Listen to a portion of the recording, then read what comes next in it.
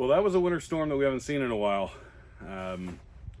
And one of the things that comes up in a winter storm is you might have to get out. You might have to do something that has a little bit of risk. How do we mitigate that risk? How do we prepare our vehicles for getting out into a snowstorm, into a post-white apocalypse, I guess you could say. This is all key stuff that's probably going to help you, the everyday person, to understand how we navigate this stuff. And it really depends on the severity. We have a couple of inches, well, maybe an inch and a half of ice with some snow on top of it. Here in Southern Illinois, it is rather cold, and it's going to get colder over the next couple of days. So what do we do to get our vehicles out so that we can actually go, because there may be some necessities. You spend 3 or 4 days with some kids in a house, your milk's going to be gone, your bread's going to be gone. A lot of those necessities are going to kind of start to dwindle, and you may have to get out. Maybe you have a doctor's appointment, maybe you have an emergency. How do we prepare for that? Maybe you have to get to the hospital. These are all things that we have to think about, because while the ideal situation is to stay in your home, stay where the warmth is, stay where you are comfortable and you don't have a whole lot of worries, there may be things that drive you out. So this video, we're going to talk about what that looks like, how we do it, how we step by step, and depending on the circumstances around you, how you are going to get out and go to town or go out into civilization again. So stick around with us. Okay, so the first thing that I want to do, I've got, as you can see on my truck, I have a lot of ice on my truck on top of it. We need to get all those windows cleared off and to where we can clean them off fairly efficiently. This is actually a key thing why you should always make sure that you fill up your gas tank prior to coming home when you know a storm's coming. We don't always know, so a general rule of thumb, a good rule of thumb, is to have at least a half a tank. Always maintain at least a half a tank of gas in your vehicle, because it's going to be really important, because one of the best ways to actually defrost your truck is not to hammer on it from the outside on the windows with a scraper or a brush, because that ice, we had, kind of give you guys a backstory, we had ice and then rain and then snow on top of it. So this is very compacted on my vehicle. It was very difficult to get in my vehicle. I had to get a couple things out of it a couple of days ago, and we've basically been homebound since Saturday evening, and it is now Tuesday midday. And so this has been going on for several days. It is very compacted. It is very thick. So it's not exactly something that's just going to fall off with a scraper, and you're going to spend a lot of energy trying to clean that off. How do we combat that? Run our car for a little while, let it warm up from the inside, get that base layer pushed out and start defrosted. Then when you break through those layers, it's much easier to scrape them off because it's not clinging to that windshield. So let's get started by starting the vehicle.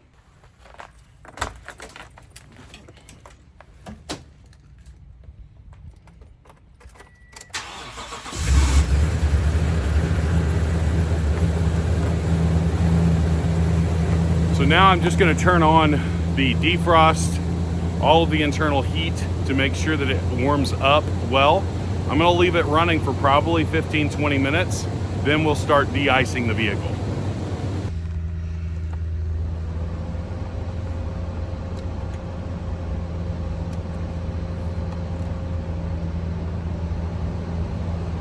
One other thing that I can do while I'm looking at this, I can check the tires, I can check any obstructions.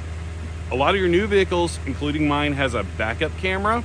These are invaluable in these kind of situations, so want to make sure that that's not being obstructed by ice, and if that is being obstructed, then we're going to clear that out and make sure that we're good to go, so that we have maximum visibility when we're moving in and out of parking lots, driving through traffic in town, just to make sure that we have all of that visibility cleared up prior to us leaving.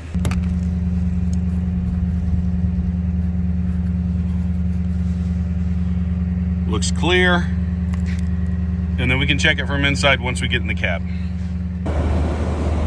This is going really well. You can see underneath that sheet of ice, you can see all that water running down. That is a show that is defrosting. It's only been about 10 minutes now. We'll let this run for probably another 5 to 10 minutes, and then that stuff should easily come off. So the next step that I use is, you can see that this is really starting to move some water, and you can see that thawing out on the underneath side, but this is still a solid sheet of ice over the top of my truck. So we have to break through that to get down into that, and literally break through. So what I use is something along the lines of this, something that's not hard. You don't obviously want to use a hammer, but you have to break through this thin sheet of ice in order to be able to get underneath to where the glass is. So I take it and I gently tap, and I'm not tapping very hard on this down here where it's a little bit thicker, but this is not glass underneath here. So you'll tap and tap on that. You can see it starts to break this up, and then, yep, that's exactly what you want. And I'm just gently tapping. There's no threat of the glass breaking really here, so, but do not tap hard. This takes time, but as you can see, because that underneath side has defrosted, look how easy that is once you get through that layer. And so we're just going to continue this until we get everything cleared up, and then we can use a scraper to clear off the rest of it. I won't bore you with all of that, but that's just kind of how you get started. Then you move to a scraper, get everything clear.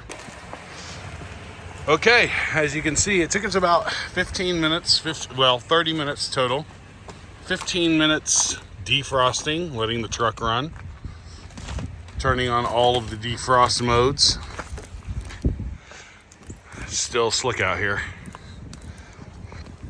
And then slowly going around. Still got a little bit of ice here, but nothing that's going to inhibit our vision as we get out into the world again. Okay, so the next thing that we're going to look at is making sure that our way of getting out is good. And we want to make sure, if we have a four-wheel drive vehicle, my truck is optional four-wheel drive. It runs two-wheel drive all of the time unless I turn it into four-wheel drive.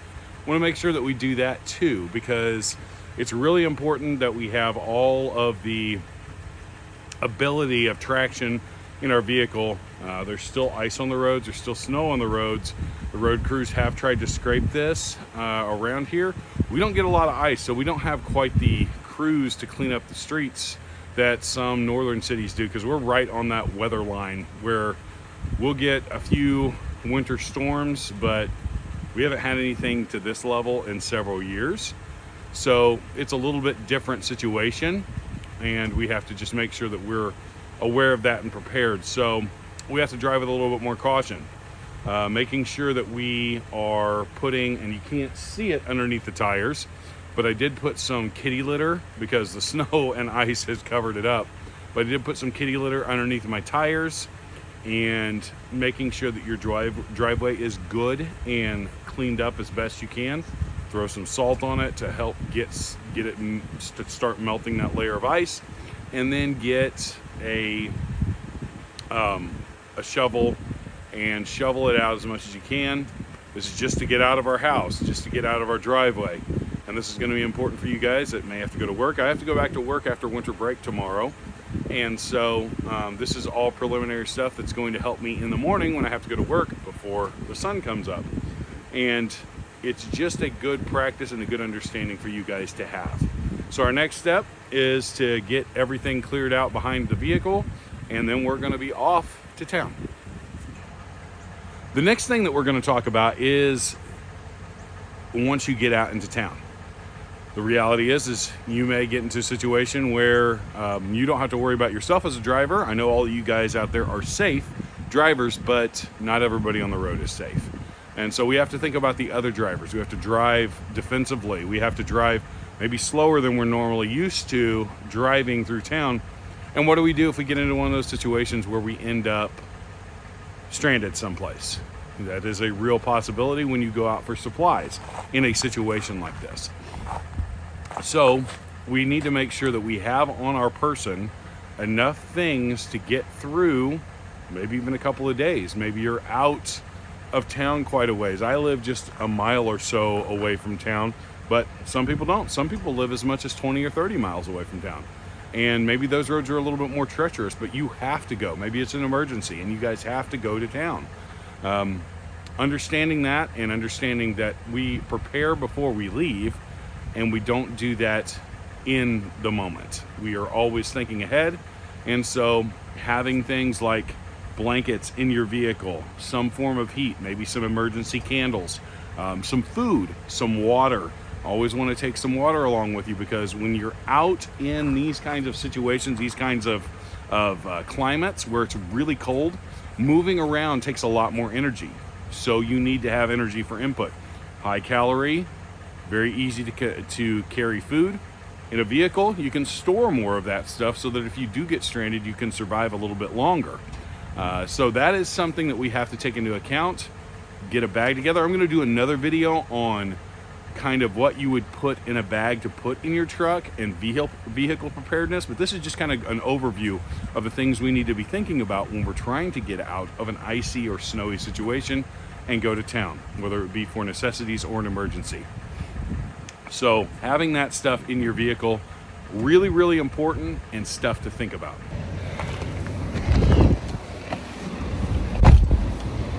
All right, we're ready to go.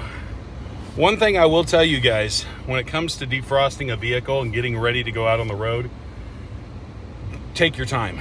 Make sure you allot enough time. Don't just plan on just jumping in your vehicle and heading out. It takes, I would say, at least 45 minutes to an hour to get everything ready to go into town if you have any significant accumulation of snow and ice. And it's really important that you guys assess the level with which you guys are going to have to work. If I had 4 inches of ice, it would take me a lot longer. If I had 2 foot of snow, that's a different situation. You're gonna have to shovel a lot more. With thin ice, you don't have to shovel as much, but you also have to be aware of the slickness. Falling, all of that stuff is important. Make sure you have some good traction shoes and a lot of other things like that, because it's important. And just to show you guys real quick over here, I've got my Vertex bag here, and it's full of all of the stuff I'm going to need to be able to safely get to town and back. I'm going to do a full review on that bag coming up here soon, and just how good of a bag it is. And make sure you have good warm clothes and that you layer up. Undershirt, t-shirt, overshirt, and then jacket. It's really important that we have all of those things in place. Sunglasses, that's another important thing with snow. There's a thing called snow blind. And when you're staring out into everything being white for a while, it can mess with your eyes. So having a good set of polarized glasses, or even just regular sunglasses, it's going to help you to be able to see a little bit better, because everything is brighter when there's snow on the ground. Because, spoiler alert, white is a lot brighter than any other color. So it's important that we understand that. Even when it's overcast, we're going to have issues with that. Eyewear is important. Good sets of gloves, both work gloves and cold weather gloves, really, really important. A shovel, all this stuff. And I'm going through stuff that I have in my truck, in the bed of my truck. And you also, because I have a hard shell case on my truck, all of that stuff works. I leave it in my truck, but we also got iced in at home. So having duplicates of that in your garage is also important, so you don't have to de-ice the entire bed of your truck before you head out into town. So just some real quick tips for you guys, and I think it's really important that this is a part of preparedness that's everyday life.